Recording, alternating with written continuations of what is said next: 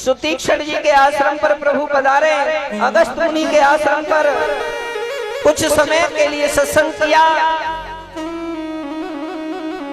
वहां से फिर पंचवटी पर पहुंचे हैं जो नासिक में है। लक्ष्मण जी ने वहां पर्णकुटी बनाई। राम जी उस पर्णकुटी में अपना वास करते हैं।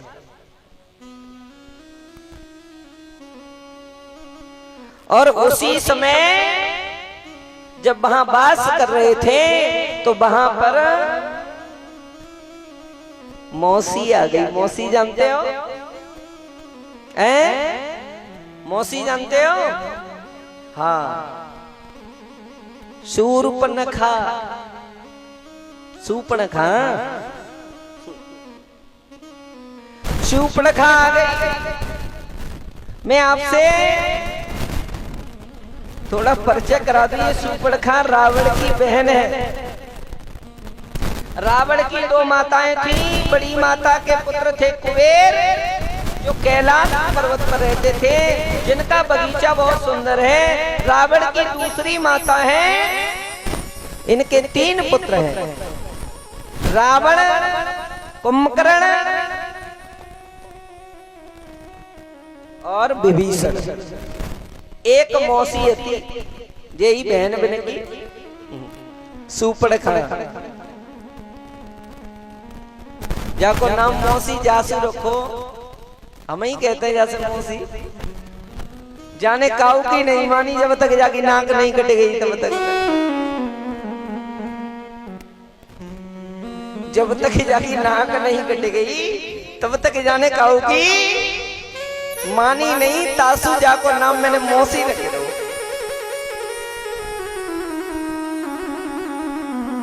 ये शूर्पणखा विद्युत जनाह नाम का एक दैत्य था, उसके लिए ब्याही गई थी। शूर्पणखा के पति को रावण ने ही मार दिया था। शूर्पणखा है कि राण महाराज जी, वो है गई को राण। जब राण है गई तो बाकू मालूम पड़ी महाराज दशरथ के बेटा पंचवटी पे रह रहे हैं, तो भेष बदल के और राम के पास में पहुंची। परम सुंदरी बनकर के भगवान राम के सामने आ गई। आचार्य सुखदेव जी कहते हैं राम का चरित्र कैसा अद्भुत है। राम की आंखों के सामने कोई भी नारी आ जाती है तो या तो वो माँ के रूप में देखते हैं या बहन के रूप में देखते हैं।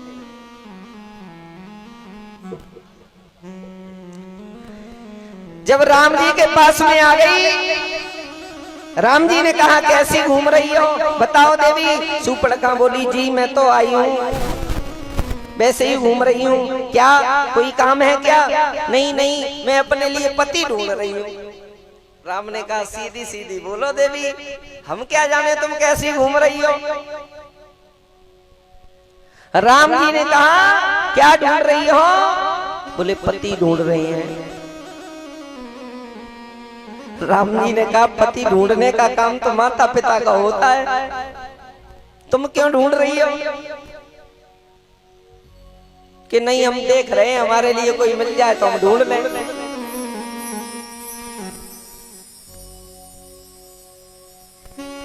राम जी ने कहा यहाँ तुम्हारे लायक कोई नहीं है, आप जाओ। शूर्पणखा बोली ऐसा करो आप ही हमसे शादी कर लो, आप ही हमारे पति बन जाओ।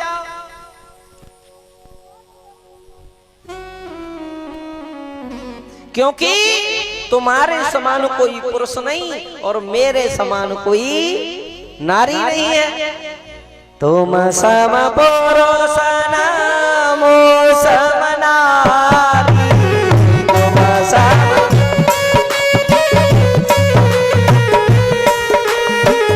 यह संयोग विधि रचो विचारी। यह संयोग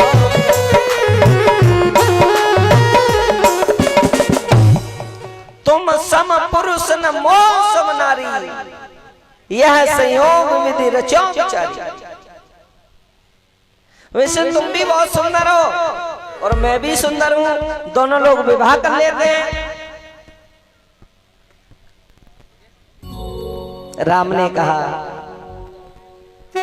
मैं आपसे शादी नहीं कर सकता, क्योंकि मेरी भार्या है, वो सामने झाड़ू लगा रही है ना, वो मेरी पत्नी है, और मेरी पत्नी है तो मुझे शादी की क्या जरूरत है। मेरा छोटा भाई है, अगर वो शादी कर ले तो तुम चली जाओ उसके पास में।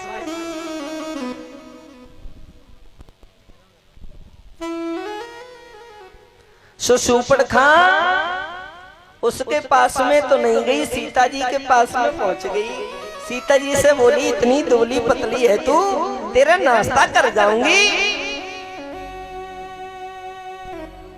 इतनी दुबली पतली सी है, तू हमारे बीच में आ रही है, तेरा नाश्ता कर जाऊंगी।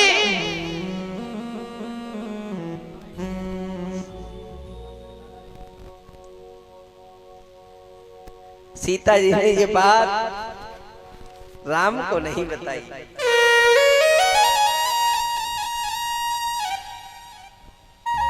ये बात लक्ष्मण कुमार को बता दी और ये कह दिया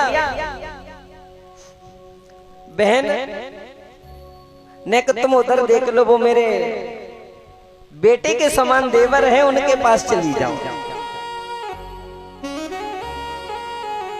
सो लक्ष्मण के पास पहुंच गई।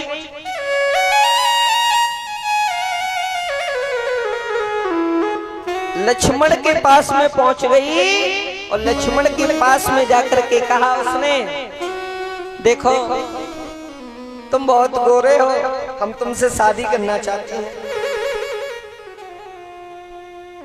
लक्ष्मण ने कहा देखो भैया, मैं शादी नहीं करना चाहता, क्योंकि मेरे बड़े भाई हैं, वो शादी करेंगे उसके बाद में मैं करूंगा। उन्होंने नहीं बताया कि शादी हो गई है कि नहीं हो गई, ये कह दिया कि बड़े भाई शादी कर लेंगे तो मैं कर लूंगा, अन्यथा नहीं करूंगा।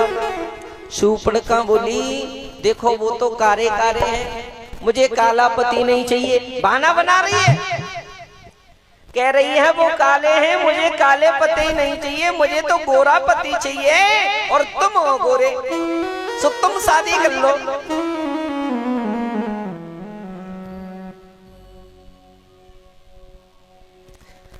राम काले हैं इसलिए विवाह नहीं करना चाहती, जबकि सबसे पहले उन्हीं के पास में गई, उनने मना कर दी।